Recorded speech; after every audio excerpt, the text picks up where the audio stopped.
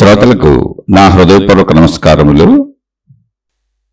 ఊరికి చాలా దూరంగా ఉన్నటువంటి దగ్గరలో ఉన్నటువంటి అటవీ ప్రాంతం, అందులో ఒక చోట చిన్న పర్ణశాల.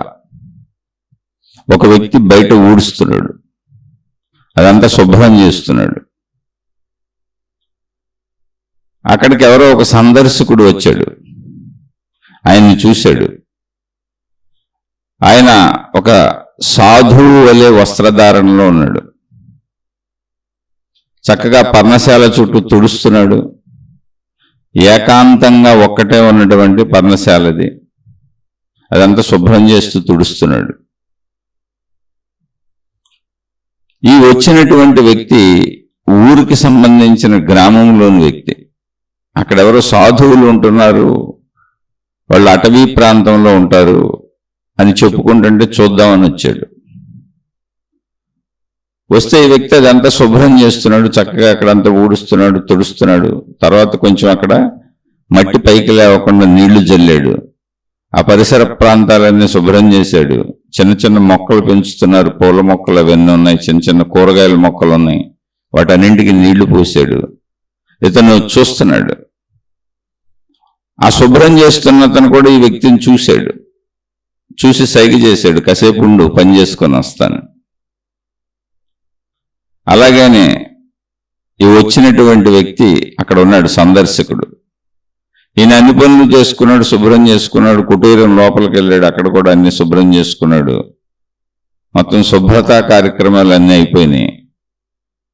ఒక పాత్ర తీసుకొని నీళ్లు తెచ్చుకోవడానికి, చిన్న కుండ లాంటి పాత్ర తీసుకొని నీళ్లు తెచ్చుకోవడానికి బయలుదేరాడు. ఈ సందర్శకుడు కూడా ఆయన వెంట వెళ్ళాడు.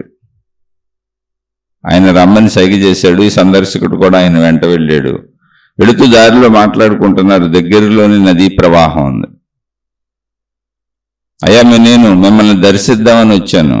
ఎప్పటి నుంచో మీరు ఇక్కడ ఉంటున్నారంట, మిమ్మల్ని చూసిపోదామని వచ్చాను. అతను చిరునవ్వు నవ్వాడు. అయ్యా, నేను ఇక్కడ సేవకుడును, నేను సేవ చేస్తున్నాను, నేను వారి శిష్యుడిని, నేను వారికి భక్తుడిని, నేను వారి సేవకుడిని. నేను ఇక్కడ గురువుని కాదు. మీరు గురువు గారిని చూద్దురు కానీ, లోపల ఉన్నారు, వారిని చూద్దురు కానీ, చూపిస్తాను. అయితే వారి వారి కార్యక్రమాల్లో ఉన్నారు, వారి ప్రార్థనా పూజా కార్యక్రమాల్లో ఉన్నారు, అర్చనా కార్యక్రమాల్లో ఉన్నారు, ఆరాధనా కార్యక్రమాల్లో ఉన్నారు. అవన్నీ పూర్తవుతాయి. నేను ఈ లోపల శుభ్రపరిచి అన్నింటినీ ఆయన పూజలకి అర్చనలకి అన్ని అవసరమైన ఏర్పాట్లు చేసి పెట్టాను అక్కడ. వారు అవన్నీ చేసుకున్నాక బయటకు వస్తారు, అప్పుడు చూద్దురు కానీ, మీరు మాట్లాడుదురు కానీ, నేను ఆయన శిష్యుణ్ణి మాత్రమే అని చెప్తూ నడుచుకుంటూ వెళ్తున్నారు. నది దగ్గరికి వచ్చింది, నీళ్లు తీసుకున్నారు, మళ్ళీ తిరిగి వచ్చారు. సరే, అలా 2-3 నీళ్ల పాత్రలు తీసుకొచ్చాడు, అక్కడ నింపాడు. తర్వాత పూజ జరుగుతుంది, ఇతన్ని కూర్చోమన్నాడు. వచ్చిన సందర్శకుడిని గురువు గారిని చూపిస్తానన్నాడు. సందర్శకుడు కొంచెం దగ్గరగా వచ్చి కూర్చున్నాడు. అంటే ఆ కుటీరం లోపల భాగం కనపడుతుంది. లోపల ఒక దైవ ప్రతిమ ఉంది. గురువు గారు అక్కడ ఆ దైవ ప్రతిమను పూజిస్తూ అర్చిస్తూ కూర్చొని ఉన్నారు. చుట్టూ అవసరమైనటువంటి పూజా సామాగ్రి ఉన్నాయి, పువ్వులు ఉన్నాయి. ఇందాక ఈ శుభ్రం చేస్తున్న వ్యక్తి ఇదంతా శుభ్రం చేసి అక్కడ మొక్కలకున్న పువ్వులు అవన్నీ కోసి అక్కడ పెట్టాడు. కొన్ని పళ్ళు కూడా అక్కడ చెట్లు కొన్ని కోసి పెట్టాడు. అవి పెంచుతున్నారు వాళ్ళు, అవి నైవేద్యంగా గురువు గారు అక్కడ పెడుతున్నారు. సరే, ఆ కార్యక్రమం అంతా చూశాడు. చూస్తా బయట కూర్చున్నాడు. లోపల కనపడుతుంది, కొంచెం దగ్గరగా కూర్చోవడం వల్ల. అదైపోయింది, కార్యక్రమం అయిపోయింది. గురువు గారు బయటకు వచ్చారు. అక్కడ ఉన్నటువంటి సేవకుడైనటువంటి శిష్యుడు చెప్పాడు, అయ్యా, మీ దర్శనానికి ఈయనొచ్చారు, మిమ్మల్ని దర్శిస్తారట. అంటే ఆయన చిరునవ్వు నవ్వి మాట్లాడాడు. ఏంటి నాయన, ఏంటి? ఏం లేదండి, మిమ్మల్ని చూద్దామని వచ్చాను. నాకేదో చిన్న కష్టాలు, బాధలు, కన్నీళ్ళు ఉన్నాయి, కొంచెం మీకు విన్నవించుకుందామని వచ్చాను. తన బాధలన్నీ చెప్పాడు. ఆయన అక్కడ అర్చన చేసినటువంటి ప్రసాదాన్ని, అక్కడ అర్చనలో ఉపయోగించినటువంటి కుంకుమను, విభూతిని, ఇటువంటి వాటిని ఈయనకి ఇచ్చాడు. నిన్న ఆ దైవం చల్లగా చూడాలని కోరుకుంటున్నాను, తప్పక చూస్తారని చెప్పాడు. అయ్యా మీతో పాటు ఇంకా ఇక్కడ చాలా మంది ఉంటారన్నారు, మీరు ఎంతమంది ఉంటున్నారు అంటే ఆయన చెప్పాడు, ఇతను మా శిష్యుడు, ఇదంతా శుభ్రపరిచి మాకు సేవలు చేస్తూ ఉంటాడు, మాకు అన్ని సమకూరుస్తూ ఉంటాడు, మాకు కావలసినన్ని తీసుకొస్తూ ఉంటాడు. నేను ఇదిగో ఈ భక్తి కార్యక్రమాల్లో ఉంటాను. ఇదిగో నా పక్కన ఇంకో ఆయన ఉన్నాడు చూడమన్నాడు. ఆ కుటీరంలోనే ఒక పక్కగా ఒక ఆయన కూర్చొని ధ్యానం చేసుకుంటున్నాడు. చూశాడు. ఇతనికి కొంచెం ఆశ్చర్యంగా ఉంది వచ్చిన సందర్శకుడికి. ఎక్కడైనా పూజాదులు చేసుకుంటున్నాడు, ఆయన అక్కడ ధ్యానాలు చేసుకుంటున్నాడు, కళ్ళు మూసుకొని ధ్యానం చేస్తున్నాడు. సార్ వారు ఏం చేస్తున్నారు? ఆయన ధ్యానం చేసుకుంటున్నాడు. ఓ బాగానే ఉంది. కానీ ఇక్కడ ఇతనికి ఒక కుతూహలం, ఆశ్చర్యం కలుగుతుంది. ఏమనుకోకపోతే అయ్యా మిమ్మల్ని నేను అడగొచ్చా? ఇప్పుడు ఆ ధ్యానం చేసుకున్న ఆయన కళ్ళు తెరుస్తారా? ఆయనతో నేను మాట్లాడొచ్చా? ఆయన కూడా వస్తాడు, బయటకు వస్తాడు. అయితే ఆయనకి ఎప్పుడు మెలకు వస్తే అప్పుడు బయటకు వస్తాడు. ఆయనకు నిర్దిష్ట పద్ధతి లేదు, విధానం లేదు.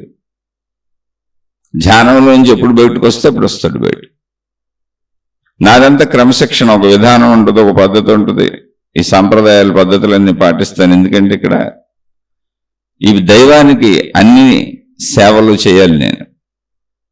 ఇతను నా సేవకుడు, మాకన్ని సేవలు చేస్తాడు, మాకంటే ముందే లెగుస్తాడు, ఇవన్నీ శుభ్రపరుస్తాడు. నేను దైవానికి సేవ చేస్తాను. ఆయన ధ్యానంలో మునుగున్నాడు. మరి ఆయన ఎప్పుడు ధ్యానంలోకి వెళ్తాడో ఎప్పుడు బయటకు వస్తాడో ఆయనకి తెలుస్తుంది. ఆయనకి సమయం ఉండదు, మీరు కలవాలనుకుంటే వేచి ఉండండి అన్నాడు. సరే, ఈయనకి కుతూహలం కలిగింది బాగా. అయ్యా నాకు చిన్న సందేహం వస్తుంది, అడగొచ్చా అన్నాడు. తప్పకుండా అడగమన్నాడు. మీ సేవకుడికి కూడా మీ పోలికలే కనపడుతున్నాయి, మీలాగానే ఉన్నాడు. ఆ ధ్యానం చేసుకుంటున్న ఆయన కూడా మీ పోలికలే కనపడుతున్నాయి, మీలాగానే ఉన్నాడు. కాకపోతే మీ సేవకుడు మీకంటే కొంచెం చిన్న వయసులో ఉన్నట్టు ఉన్నాడు, మీరు మీ సేవకుడి కంటే కొంచెం పెద్ద వయసులో ఉన్నట్టు ఉన్నారు. ఆ ధ్యానం చేసుకుంటున్న ఆయన మీకంటే కొంచెం పెద్ద వయసులో ఉన్నట్టు ఉన్నాడు. మీ ముగ్గురికి పోలికలు కనపడుతున్నాయి, మీ ముఖాలు చాలా దగ్గరగా ఉన్నాయి, మీ శరీర పోలికలన్నీ కూడా చాలా దగ్గరగా ఉన్నాయి. మీరేమైనా బంధువులా అంటే చెప్పాడు. అవును, అతను నాకంటే చిన్నవాడు, నా తమ్ముడు. నేను అతనికి అన్ననే. ఆ సేవకుడు సేవలు చేస్తున్నవాడు మా తమ్ముడే, నేను అతనికి అన్ననే. ధ్యానం చేసుకుంటున్నాయని నాకన్నా, నేను అతనికి తమ్ముడిని. అయ్యా మీరు ముగ్గురైనా ఇంకెవరైనా ఉన్నారా? ఉన్నారు, మా అందరికి పెద్ద అన్నయ్య ఒక ఆయన ఉన్నాడు, ఇంకో ఆయన ఉన్నాడు, ఇక్కడ 4 ఆయన ఉన్నాడు. ఏది సార్ ఆయన తిరుగుతూ ఉంటాడు, ఆయన ఇష్టం. ఆయన ఇక్కడ కూర్చోడు, ఆయన అరణ్యం అంతా ఎక్కడ పడితే అక్కడ తిరుగుతూ ఉంటాడు, ఆయన ఇష్టం. ఊళ్ళోకి వెళ్తూ ఉంటాడు, ఎటు తిరుగుతూ ఉంటాడు, ఎక్కడో ఉంటాడు. ఒక్కోసారి చెట్టు కింద కూర్చుండిపోతూ ఉంటాడు, అలా కళ్ళు మూసుకొని ఉండిపోతాడు. ఎప్పుడుకి వస్తాడు తెలియదు. వస్తాడా రాడు గ్యారంటీ లేదు, కానీ వస్తాడు అప్పుడప్పుడు. ఆయన అలా సంచరిస్తూ ఉంటాడు. ఆయనకి ఎక్కడే ఉండాలన్న రూలు నియమం ఏం లేదు. ఆయన ఎక్కడ పడితే అక్కడ ఉంటాడు, ఏ చెట్టు కింద అయినా ఉండిపోతాడు. కానీ వస్తాడు, అప్పుడప్పుడు వస్తాడు, మమ్మల్ని చూసి వెళ్తాడు. అంటే నేను వారిని దర్శించలేనా అండి అని. నువ్వు వారిని దర్శించాలంటే ఎదురు చూడాలి, లేదా ఈ అడవిలో వెతుక్కోవాలి. ఆయన ఏ చెట్టు కింద ఉన్నాడు, ఏ పుట్ట కింద ఉన్నాడు, ఏ గుట్ట కింద ఉన్నాడు. అంటే ఆయన కూడా ఏమన్నా తపస్సులు ధ్యానాల్లో ఉండిపోతారా అండి? సందర్శకుడు అడిగాడు. లేదు లేదు, ఆయన అసలు ఇవేమీ చేయడు. ఆయన అసలు ఈ తపస్సులు చేయడు, ఈ ధ్యానాలు చేయడు, ఈ పూజలు అర్చనలు ఆరాధనలు ఏమీ చేయడు. ఆయన ఏమీ చేయడు. ఆయన అలా తిరుగుతూ ఉంటాడు, హాయిగా ఉంటాడు, నవ్వుతూ ఉంటాడు, ప్రశాంతంగా ఉంటాడు. ఆయన ఏమీ చేయడు, ఎక్కువ మాట్లాడిన కూడా మాట్లాడు. ఆయన అలా ప్రకృతితో మమేకమైపోయి తిరుగుతూ ఉంటాడు అంతే. ఆయన మా పెద్దన్నయ్య, మా అందరికంటే పెద్దోడు. ఆయన చూడాలంటే మాత్రం నువ్వు అయితే ఆయన వచ్చే వరకు ఎదురు చూడాలి. ఎప్పుడు వస్తాడో తెలియదు, రోజులు కూడా పట్టొచ్చు. లేదా ఈ అడవిలో వెతుక్కుంటూ పోవాలి. ఆయన ఇటువంటివి అయితే ఏం చేయడు, జస్ట్ తిరుగుతూ ఉంటాడు. ఎప్పుడు ఆనందంగా ఉంటాడు, సంతోషంగా ఉంటాడు అంతే. సరే, ఈ సందర్శకుడు చూశాడు, ధ్యానంలో ఉన్న ఆయన కాసేపటికి లెగిసి వచ్చాడు. ఆ ధ్యానంలో ఉన్న ఆయనకు కూడా ఆయన నమస్కారం చేశాడు. నేను ఇలా చూద్దామని వచ్చానండి అని చెప్పాడు. అంటే ఆయనకు కూడా తన కష్టాలు బాధలు అన్నీ చెప్పుకున్నాడు. చెప్పుకుంటే ధ్యానంలో ఉన్నాయని చెప్పాడు. నాయన ఇవన్నీ ఏమీ లేదు, మానసిక భ్రమలు. ఈ శరీరం నేను అనుకునే భావం వల్ల నీకు అలా అనిపిస్తుంది. ప్రశాంతంగా ధ్యానంలో కూర్చో, హ్యాపీగా కూర్చో, మనసుని ఆపటానికి ప్రయత్నించు, అర్థం చేసుకో దాన్ని. అలా నువ్వు ధ్యానం చేస్తూ మొదలు పెడితే నీకే వచ్చేస్తుంది అని ఆయన ధ్యానం ఎలా చేయాలి, విధానాలు ఏంటి, పద్ధతులు ఏంటి, మనసు ఎలా ఆగుతుంది అని చెప్పాడు. నువ్వు స్వయం సాధనలు చేసుకోవాలని చెప్పాడు. విన్నాడు, ఇవి కూడా విన్నాడు. సరే, ఆయన ఎవరు, ఆయన్ని చూద్దాం, వీళ్ళ పెద్దన్నయ్యని చూద్దాం అని వాళ్ళని అడిగాడు. అయ్యా, ఇక్కడ ఉండి వేచి చూడమంటారా లేదా వారి కోసం వెతకమంటారా, మీ సలహా ఏంటన్నాడు. నీ ఇష్టమైనా నీకు ఓపుకుంటూ వెతుక్కో, ఎందుకంటే ఇక్కడికి ఎప్పుడు వస్తాడో తెలియదు ఆయన. నువ్వు వెతికితే ఈ దగ్గరలోనే ఎక్కడ తిరుగుతూ ఉంటాడు ఈ ప్రాంతాల్లో, లేదా ఏ చెట్టు కింద కూర్చొని ఉంటాడు. ఆయన ఇష్టం, ఆయన ఎలా ఉంటాడో తెలియదు, కానీ ఏదో చేసుకుంటూ ఉంటాడు, తిరుగుతూ ఉంటాడు, చూస్తూ ఉంటాడు, ఆయన ప్రకృతితోనే ఉంటాడు. వెళ్ళి చూసుకోవచ్చు. నువ్వు ఏ పక్షులతోనో గడుపుతున్నాడేమో, ఏమో ఈ సాధు జంతువులతో గడుపుతున్నాడో తెలియదు. అంటే ఆయన సరే, నేను ఇక్కడ కూర్చోవటం కంటే వెతకటం బెటర్ కదా, కొంచెం అలా వెతుకుతాను, మళ్ళీ తిరిగి ఇక్కడికి వస్తాను, ఒకవేళ ఇక్కడికి వస్తే ఇక్కడ చూడొచ్చు, లేదా దొరికితే అక్కడ చూడొచ్చు, వారిని కూడా చూసి వెళ్ళిపోతాను అన్నాడు. అంటే వారిని నేను గుర్తుపట్టగలనా? మాలాగానే ఉంటాడు, పోలికలు ఇలాగే ఉంటాయి. వీడు మా తమ్ముడు సేవకుడు, నేను ఇదిగో ఈ పూజాదులు అర్చనాదులు చేస్తున్న నేను వాడు అన్నయ్యని, ధ్యానం చేస్తున్నాయని ఈయన నా అన్నయ్య, ఆ తిరుగుతున్నాయని మా అందరికీ అన్నయ్య. మా పోలికల్లోనే ఉంటాడు, నువ్వు గుర్తుపట్టవచ్చు, కాకపోతే కొంచెం మాకంటే వయసు ఎక్కువ ఉంటుంది. అయినా ఎక్కడ తిరిగేవాళ్ళు ఎవరు లేరు, మేము నలుగురు తప్ప ఇక్కడ ఎవరు ఉండరు అసలు. కాబట్టి నీకు తగిలే ఏ వ్యక్తి అయినా మా అన్నయ్య అయి ఉంటాడు. ఒక వ్యక్తి తిరుగుతూ ఉంటాడు ఇక్కడ, ఇటెవరు రాదు. సరే, వెళ్ళాడు, చూశాడు, అటు ఇటు చెట్లు పుట్టలు చేమలు తిరుగుతూ చూశాడు. చూస్తూ వెళ్తున్నప్పుడు ఒక చెట్టు కింద చక్కగా కూర్చొని అక్కడ ఎగురుతున్నటువంటి పక్షుల్ని గమనిస్తున్నాడు ఒక ఆయన.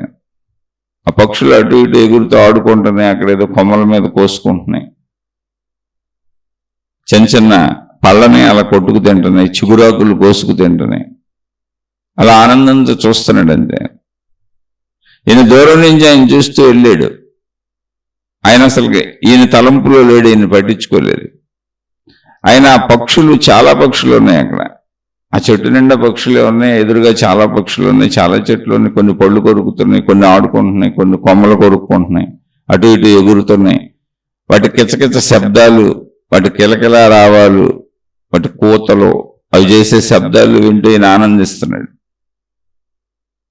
ఆయన్ని చూస్తే ఒక చిన్న పిల్లవాడిని చూసినట్టుంది, కానీ వయసు చాలా పెద్దదే, వాళ్ళందరికంటే పెద్దవాడు, కొంచెం వృద్ధాప్యంలోకి వచ్చేసాడు.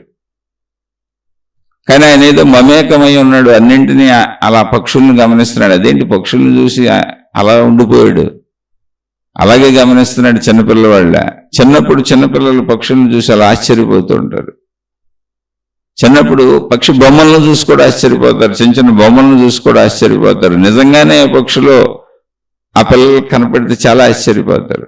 మీరు ఒక జంతు ప్రదర్శనశాలకు పిల్లల్ని తీసుకెళ్తే చాలా ఆశ్చర్యపోతూ ఉంటారు, అక్కడ ఉన్నటువంటి జంతువుల్ని, పక్షుల్ని అన్నింటినీ చూసి. పెద్దవాళ్ళకి అంత ఆశ్చర్యం ఉండదు, కానీ ఈయనండి చాలా పెద్దవాడు కదా, ఆశ్చర్యపోతున్నాడు. సరే, ఆయన దగ్గరికి వెళ్ళి కూర్చున్నాడు. ఆయన దగ్గరలో కూర్చున్నాడు. ఆయన తల తిప్పి చూశాడు.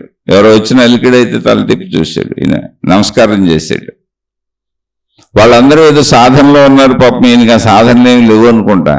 ఈయన మామూలు వాడు అయి ఉంటాడని 2 చేతులతో నమస్కారం చేశాడు. అంత గౌరవభావం లేదు, తగ్గిపోయింది. ఆయన ఏంటైనా, ఏంటి ఎందుకు వచ్చావు ఈ అడవిలోకి, ఎవరో రారు కదా ఇటు, ఏంటి అని అడిగాడు. అయ్యా, ఇలా మీ వాళ్ళని సందర్శించాను, మీ కుటీరం దగ్గరికి వెళ్ళాను, మీ తమ్ముళ్ళందరినీ చూశాను, వాళ్ళందరూ ఏదో ఒకటి చేసుకుంటున్నారు. ఒక ఆయన చక్కగా కుటీరం అన్నీ తుడిచి శుభ్రం చేసి సేవలు చేస్తున్నాడు, పూజలకి అర్చనలకి అవసరమైన అన్ని సమకూర్చి పెడుతున్నాడు అన్నగారికి. అలాగే ధ్యానం చేసుకున్న ఆయనకు కూడా అన్ని సమకూర్చి పెడుతున్నాడు. ఆయనకు శిష్యుడిగా భక్తుడిగా చక్కగా ఉన్నాడు. ఇంకొక ఆయన చక్కగా దైవభక్తులు మునిగిపోయి ఉన్నాడు. ఆయనకి నా బాధలు చెప్పుకున్నాను, నా కోరికలు తీర్చడానికి ఆయన అక్కడ దేవుడి దగ్గరికి సంబంధించినటువంటి పూజ చేసినటువంటి కూడా నాకు ఇచ్చాడు, దేవుడు రక్షిస్తాడని చెప్పాడు. ధ్యానం చేస్తున్న ఆయన్ని కూడా సందర్శించి మాట్లాడి వచ్చాను. ఆయనకి చెప్పాను, ఆయన కూడా చెప్పాడు, నువ్వు ధ్యాన పద్ధతులు ఎలా చేసుకోవాలో నీ బాధ నీ హృదయంలోనే ఉంది, అది నువ్వు భావించుకుంటుంది, దాన్ని నువ్వు పోగొట్టుకోవచ్చు అని చెప్పాడు. మీ తమ్ముళ్ళు మీకంటే చిన్నవాళ్ళు వీళ్ళందరూ ఏదో ఒకటి చేసుకుంటూ ఉంటే మీరెందుకు ఊరికి అలా తిరుగుతున్నారు ఏంటి? నాకు ఆశ్చర్యంగా ఉంది. వాళ్ళని కూడా వదిలిపెట్టి తిరుగుతున్నారు. పైగా ఏదో ఆ పక్షులను చూస్తున్నారు, అవి కొత్తవైనట్టు ఆశ్చర్యంగాను. ఏముంది, ఆ చిన్న పక్షులు అందరికి కనపడుతూనే ఉంటాయి. మేము ఊళ్ళో కూడా చూస్తూ ఉంటాం, వాళ్ళు పక్షులు వస్తూ ఉంటాయి. అంటే ఆయన చిరునవ్వు నవ్వు కూర్చున్నాడు మెదలకుండా. మీరు కూడా ఏదో ఒక సాధన చేసుకోవచ్చు కదా. ఆయన చిరునవ్వు నవ్వాడు అంతే. సరే, ఈయనకేం బాధలు చెబుతాం, మన బాధలు చెబితే ఈయన వినేటట్టుకోలేడు. ఆయన ఏదో చిన్నపిల్లల్లో ఉన్నాడు అంతే, నవ్వుకుంటున్నాడు ఏం చెప్పినా. ఆయనలో ఆనందం పోవట్లేదు, హాయిగా ఉన్నాడు. కానీ తిరిగి ఏం చెప్పట్లేదు. నీకు తగ్గిపోద్ది, రక్షిస్తాను, కాపాడుతాను, ఎటువంటివి ఏం చెప్పట్లేదు. ఇతను కూడా ఏం చెప్పాలనిపించలేదు, ఎందుకంటే నేనేం సాధనలు అసలు ఉన్నట్టే లేడని. ఈయనేం రక్షిస్తాడు, ఈయనకేం చెబుతాం మన బాధలు, కష్టాలు, కన్నీళ్ళు. ఆయన కనీసం దేవుడు రక్షిస్తాడని మనకు అభయం ఇచ్చాడు. ఆ దేవుడి దగ్గర అర్చన చేసిన, పూజ చేసినటువంటి ఆ పసుపులు, కుంకాలు, ఆ ఫలాలు, ప్రసాదాలు పెట్టాడు. నిజంగా దైవానుగ్రహం లభించవచ్చు, ఎందుకంటే ప్రసాదం దొరికింది. ఆ రెండు ఆయన నాలోకి నేను వెళ్ళి ధ్యానం ఎలా చేసుకోవచ్చో చెప్పాడు. ఆయన చెప్పింది కూడా కరెక్ట్గానే ఉంది. నా మనసును నేను సరి చేసుకుంటే కొంచెం నా దుఃఖాలు పోయే అవకాశం కనపడుతుంది, అనిపిస్తుంది. కానీ ప్రాక్టీస్ చేయాలి. ఈయన అసలు ఏమీ లేదు, నవ్వుతున్నాడు అంతే, సంతోషంగా ఉన్నాడు. ఎందుకు సంతోషంగా ఉన్నాడో తెలీదు. కానీ ఈయన చూస్తే మాత్రం చిన్నపిల్లలు అనిపిస్తున్నాడు, శరీరం మాత్రం పెద్దదిగా కనపడుతుంది. చిన్న పక్షుల్ని చూసి కూడా ఆనందిస్తున్నాడు, ఆ చుట్టూ చెట్లలో తిరిగి ఆనందిస్తున్నాడు, ఆ నేచర్ని చూస్తున్నాడు అంతే. ఎవరిని చెట్టు కింద కూర్చున్నాడు. ఏమో అమాయకుడేమో, మందబుద్ధి ఏమో. కొంతమంది వయసు పెరిగినా కూడా మందబుద్ధి ఉంటుంది. వాళ్ళకి లోకం పోకడ తెలియదు, తెలివిగా లౌక్యంగా లోకంలో బ్రతకడం తెలియదు పాపం. వయసు పెరిగిపోయిన పిల్లలు ఉంటారు, వయసు పెరిగిన పెద్దోళ్ళు ఉంటారు, కానీ బుద్ధి సరిగ్గా పనిచేయదు, మందబుద్ధులు అంటారు. వాళ్ళల్లో వాళ్ళు కూడా నవ్వుకుంటూ ఉంటారు. ఒకవేళ అటువంటి వాడేమో. సరే, మనకెందుకు, చూసాం, సరే అయ్యా వస్తాను, నమస్కారం అని వెళ్ళిపోతున్నాడు. ఆయన తలూపాడు, తలూపి చిరునవ్వు నవ్వాడు. ఆయన వెనక్కి తిరిగి వచ్చాడు. వస్తూ కుటీరం దగ్గరికి వెళ్ళాడు. ఆ కుటీరంలో ఉన్న వాళ్ళకి చెప్పాడు, అదేంటండి మీ అందరూ ఏదో ఒకటి చేసుకుంటున్నారు, మీ అన్నయ్య కదా ఆయన, మీరు నలుగురు అన్నదమ్ములే కదా, మీరు ఏదో ఒకటి చేస్తున్నారు, ఆయన అసలు ఏమీ చేయట్లేదండి. ఆయన ఏమీ చేయట్లేదు, ఉరుకుని అక్కడ కూర్చున్నాడు, తిరుగుతున్నాడని మీరు చెప్పారు, తిరుగుతూ ఉంటాడని. అక్కడ పక్షులను చూసి ఆనందిస్తున్నాడు. చాలా పక్షులు అక్కడ ఆడుకుంటున్నాయి, కొన్ని ఆకులు తుంపుకుంటూ తింటున్నాయి, కొన్ని పళ్ళు కొట్టుకుంటున్నాయి, అటు ఇటుగా ఆడుకుంటున్నాయి, తింటున్నాయి. వాడిని చూసి ఆనందిస్తూ కూర్చున్నాడు అక్కడ. అంటే వీళ్ళు అన్నారు, అవును ఆయన ఎప్పుడు అలాగే ఉంటాడు, ఆయన మాకు పరిచయం అయిన దగ్గర నుంచి అలాగే ఉంటాడు, మేము ఆయన్ని అలాగే చూసాం, మేము మాకు తెలిసిన పద్ధతులన్నీ చేసుకుంటున్నాం, మేమేదో మాకు తెలిసిన పద్ధతులు సాధనలు చేసుకుంటున్నాం. మేము చూస్తున్న దగ్గర నుంచి ఆయన అయితే అలాగే ఉన్నాడు. అసలు ఈ కుటీరం నిర్మించింది ఆయనే, ముందు మా అందరికంటే ముందు ఆయన ఇక్కడికి వచ్చాడు, మా అందరికంటే ముందు ఇక్కడికి వచ్చింది ఆయనే. తర్వాత ఇదిగో మీ ధ్యానం చేస్తానని వచ్చాడు. మా పెద్దన్న ఏం చేస్తున్నాడో చూద్దామని, మా కుటుంబం ఉంది, తల్లిదండ్రులు ఉన్నారు, అందరూ ఉన్నారు, మా పెద్దన్న ఏం చేస్తున్నాడో చూద్దామని చెప్పి ఈయన వచ్చాడు ఇక్కడికి. అప్పటికి మా పెద్దన్న ఇలా తిరుగుతున్నాడు. ఈయన కూడా మా పెద్దన్నతో తిరగటం మొదలు పెట్టాడు. కానీ మా పెద్దన్నకి బోరు కొట్టింది. మా పెద్దన్నయ్య ఆయనలా కూర్చోలేడు. ఆ పక్షుల్ని చూసి, ఈ చిన్న చిన్న జంతువులను చూసి, ఆ ప్రకృతిలో ఉన్న మొక్కలను చూసి, ఆయన గాలిని చూసి కూడా ఆనందిస్తాడు. గాలి అలా తాకుతుంటే హాయిగా ఆనందిస్తాడు. ఆయన ప్రతిదాన్ని ఆనందిస్తాడు. రాలిపోయిన ఆకుని చూసి ఆనందిస్తాడు, చిగురించిన ఆకుని చూసి ఆనందిస్తాడు. అన్నిటికీ ఆయన ఆనందమే.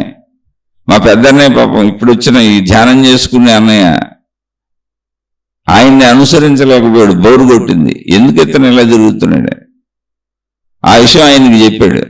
అన్నయ్య, నువ్వు ఎందుకు ఇలా తిరుగుతున్నావు? నాకు బోరు కొడుతుంది, నీతో నేను తిరగలేకపోతున్నాను. కానీ నాకు నీతో ఉండాలనిపించి నువ్వేం చేస్తున్నావు చూద్దామని ఇక్కడికి వచ్చాను. నాకు నీతో ఉండాలనిపిస్తుంది, కానీ నేను నీతో ఇలా తిరగలేకపోతున్నాను. ఏముంది, చెట్టు పుట్ట చేమ గుట్ట, ఇక్కడ మనుషులు కూడా లేదు. నువ్వు ఎందుకు అలా ఆనందంగా తిరుగుతున్నావు నాకు తెలియట్లేదు. నువ్వు అన్నిటికీ ఆనందంగానే ఉన్నావు అంటే ఆయన చెప్పాడు, సరే నువ్వు ఒక పని చేయి, మన కుటీరంలో కూర్చో, ఆ కుటీరంలోకి వెళ్ళు, ఆ కుటీరం అంతా శుభ్రం చేయి. అది శుభ్రం చేస్తూ అక్కడ ఉన్న మొక్కలకి ఇక్కడికి నీళ్లు పోస్తూ కొంచెం మొక్కలు పెంచు, ఆ పనులు చేయమని చెప్పాడు. ముందు మా అన్నయ్య ఇదిగో ఈ మా తమ్ముడు, చిన్న తమ్ముడు చేస్తున్న పనులన్నీ చేసేవాడు. ఆ తర్వాత కొంతకాలానికి మా అన్నయ్య అడిగాడు, అన్నయ్య నాకు ఈ పనులైనా ఇప్పుడు నేనేమన్నా నేర్చుకుందాం అనుకుంటున్నాను, తెలుసుకుందాం అనుకుంటున్నాను అన్నాడు. అప్పుడు ఆయన చెప్పాడు, అయితే ఓ పని చేయి, అదిగో మనకు దేవుడు ప్రతిమ ఉంది, ఆ ప్రతిమ దగ్గర నువ్వు భగవంతుడిని అర్చించటం మొదలుపెట్టు, అర్చనలు చేసుకోను, అర్చనలు ఆరాధనలు చేసుకోను. అక్కడి నుంచి అవన్నీ చేసుకోవటం మొదలుపెట్టాడు. అవన్నీ ఎలా చేయాలో కూడా చెప్పాడు. ఆయన తెలుసు, అన్ని మేము చేసేయని ఆయనకు తెలుసు, కానీ ఆయన చేయడు. ఇవన్నీ చేసుకోమని చెప్పాడు. తర్వాత కొన్నాళ్ళు ఇవి చేశాడు.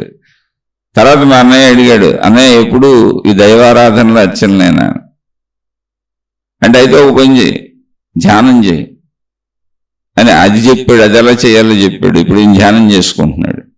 తర్వాత నేను వచ్చాను, సేమ్ నాకు కూడా అంతే. ముందు ఇవన్నీ ఊడ్చి శుభ్రం చేసి అన్ని ఏర్పాట్లు చేసి పెట్టి అన్నయ్యకి ధ్యానం చేస్తున్నా అన్నయ్యకి అని చెప్పాడు.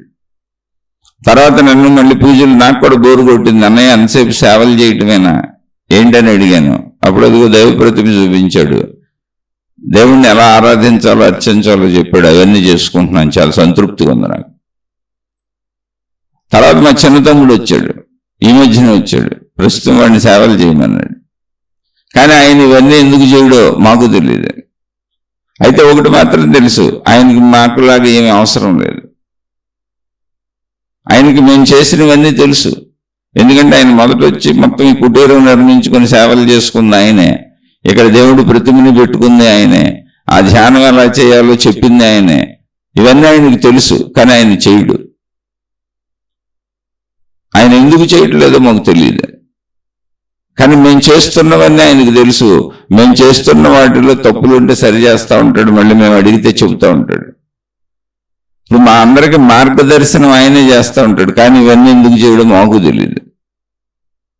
ఇవన్నీ ఎలా తెలుసో కూడా తెలియదు, ఎందుకంటే ఆయన మాకంటే ముందు వచ్చేసాడు. ఇప్పుడు నలుగురు ఒకే పోలికల్లో ఉన్నారు, నలుగురు అన్నదమ్ములు. ఇది కథ, కల్పించుకున్న కథ, ఒక విషయాన్ని అర్థం చేసుకోవటానికి కల్పించుకున్న కథ. ఇందులో మొట్టమొదట మనందరం కూడా శరీరాన్ని కదుపుతూ కర్మలు చేస్తూ ఉంటాం, శరీరమే నేను అని. దీన్నే కర్మయోగము అని చెప్పారు దైవీ మార్గాలలో. ఎవరైనా శరీరాన్ని కదపాల్సింది, అది భౌతికం ఆధ్యాత్మికం అనేది అంత పని లేదు అక్కడ. ఎందుకంటే శరీరం ఉన్నమాట వాస్తవం, నిజం. అది శరీర క్రియలు ఇవన్నీ. ఎవరైనా నువ్వు భౌతికంలో ఏ కథలకైనా, అది దైవీపరమైన కథలకైనా శరీర కథలకి అంతే. అందుకని నువ్వు సేవలు చేస్తావో, శిష్యుడిగా ఉంటావో, భక్తుడిగా ఉంటావో, ఏం కదలికలు కదులుతావో, లేదా భౌతికంలో భర్తగా ఉంటావో, భార్యగా ఉంటావో, కూతురుగా ఉంటావో, కొడుకుగా ఉంటావో, ఏదో ఒకటి కదలికలు కదులుతూ ఉంటావు. శరీరం నేను అనుకొని జీవిస్తూ ఉంటావు. ఏంటి ఇంతేనా, ఇంక ఈ శరీరం, ఈ గొడవ ఇంతేనా, ఎప్పుడు ఈ కదలికలేనా అని ఎప్పుడు అనిపిస్తుంది. లేదా ఈ కదలికల్లో నీవేదో సాధించుకోలేకపోతావు, నీ వల్ల కాలేదు ఏదో అనిపిస్తుంది, నీకేదో కావాలనిపిస్తుంది, రక్షణ కావాలనిపిస్తుంది. అయితే జీవితం బోరు కొడుతుంది, కదలికలు బోరు కొడతాయి. లేదా జీవితంలో కోరికలు పెరుగుతాయి, ఆశలు పెరుగుతాయి, భయాలు పెరుగుతాయి. అప్పుడు భక్తిలోకి వస్తాం, అందరం మనసుతో కదులుతూ ఉంటాం. మన మనసును రంజింపజేసేటువంటి భౌతిక విషయాలని మనం పట్టుకొని ఎప్పుడు వేలాడుతూ ఉంటాం. చూసుకోండి మీరు, అది మనో కదలికలు. భౌతికంలో అయినా సరే శారీరక క్రియలతోనూ తెచ్చుకున్నటువంటి ధన సంపాదన ఏదైతే ఉందో, దాన్ని శరీర అవసరార్థం ఉపయోగించుకోవటం కంటే మనోరంజకంగా ఎక్కువ ఉపయోగించుకోవటానికి ప్రజలు ఇష్టపడతారు. శరీర పరిమితంగా అయితే ఇంత డబ్బు సంపాదించడానికి అసలు ప్రజలు పరుగులు పెట్టరు. ఎందుకంటే తృప్తి లేదు. శరీరానికి అయితే తృప్తి ఉంది, తింటే కడుపు నిండిపోద్ది. కానీ మనసుకు తృప్తి లేదు. నువ్వు శరీరంతో ఏ పని చేస్తున్నా శరీరం అలిసిపోయి ఆగిపోద్ది, అది దాని తృప్తి. అంతే, అలిసిపోవటమే తృప్తి. చాలా అనిపిస్తుంది శరీరానికి కొంత సమయానికి. కర్మయోగం ఎక్కడో చోట చాలా అనిపిస్తుంది. ఎవరైనా భౌతికంలో కర్మలు చేయి, దైవీపరమైన కర్మలు చేయి, కానీ శరీరం అలిసిపోద్ది. కానీ మనసుకు అలవటం ఉండదు, దానికి తృప్తి ఉండదు. ఆ మానసికమైనటువంటి భావనకి నాకు ఒక ఆలంబన కావాలి. భౌతికంలో మనోరంజకమైనటువంటి విషయాలను ఆలంబనగా తీసుకుంటాను. సినిమాలు చూస్తాను, షికారులకు వెళ్తాను, యాత్రలకు వెళ్తాను, తిరుగుతాను. మనోరంజకాలు చాలా ఉన్నాయి, మనసును రంజింపజేసేవి. వాటి కోసమే మనం ధనం సంపాదించేది. అవి వస్తువులు కావచ్చు, విషయాలు కావచ్చు, ఏదైనా కావచ్చు. తృప్తి లేదు, అధికంగా కావాలి. అదంతా మనోరంజకమే. శరీరపరమైతే తృప్తి అక్కడే ఉంటుంది. శరీరం కడుపు నిండిపోతే చాలు. జంతువులన్నీ అలాగే ఉంటాయి. ఏదైనా దానికి ఆ కడుపు నిండిపోతే చాలు, ఆగిపోతాయి. అవి దాచుకునే ప్రయత్నాలు చేయవు. తృప్తి లేని మనసు దాచుకోవడానికి ప్రయత్నిస్తూ ఉంటుంది. అటువంటి స్థితుల్లో, మానసిక స్థితుల్లో నాలాంటి నన్ను మించిన ఒక అతీత శక్తిని దేవుడిగా, దేవతగా తెచ్చుకుంటాను. దైవ మార్గాలు అవే, మతాలన్నీ అవే. దానికి దైవ మార్గం అంటాను. నేను సన్మార్గంలో ఉన్నానంటాను. నేను మంచి నేర్చుకుంటున్నానంటాను. నా రక్షణ, నాకు సంబంధించిన అవసరాలు, కోరికలు తీర్చే విధానం. నన్ను మించిన ఎవరిని అడుగుతూ ఉంటాను. ఎందుకంటే నా శరీర ప్రయత్నంతో నా మనసుకు సరిపోయినంత దొరకట్లా. అందుకని నా మనసుకు సరిపోయినంత మానసిక భావనలో దేవుళ్ళని, దేవతల్ని, మతాల్లో అడుగుతూ ఉంటాను. ఇదంతా మనోరంజకం. భౌతికంలో అయినంతే, దైవీపరమైన విషయాల్లోనంతే. మనసుతో సాగుతూ ఉంటుంది. మొత్తం మానసిక తృప్తి, మనోలోకం. అక్కడి నుంచి ఈ మనసును అదుపు చేయలేకపోతుంటాను. ఎప్పుడు అది కోరికలే కోరుకుంటూ ఉంటుంది. అది దైవీపరమైన విధానాలలోనూ నిరంతరం రక్షణ, కోరికలు. భౌతిక విషయాలలోనూ నిరంతరం దాని అవసరాలు, కోరికలు, ఆశలు, అత్యాశలు, దురాశలు. మనసును ఆపలేనా అనే ఒక ఆలోచన వస్తూ ఉంటుంది. ఏంటిది నన్ను ఈడ్చుకుపోతుందని. ఎందుకంటే శరీరం అలసిపోతూ ఉంటుంది. శరీరం అలసిపోయినా మనసు పరుగులు పెడతా ఉంటుంది. మనసు పరుగులతో శరీరం అందుకుందామని ప్రయత్నిస్తూ ఉంటుంది. అందుకోలేకట్టు దైవుళ్ళు, దేవతలు, మతాలు, మార్గాలలో ఆరాధనలు పెట్టుకుంటుంది, అర్చనలు పెట్టుకుంటుంది.